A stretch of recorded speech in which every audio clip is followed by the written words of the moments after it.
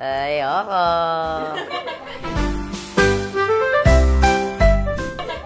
Sige, mag-question. Ayan. Philippines!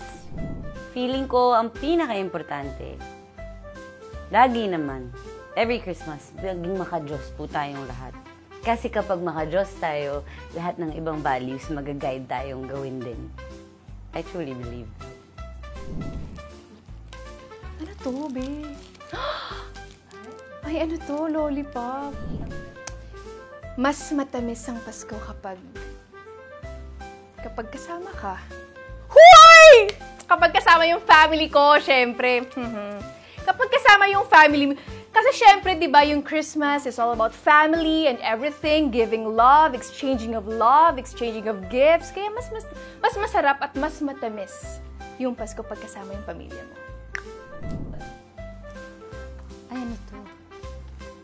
Lollipop! Ay, candy.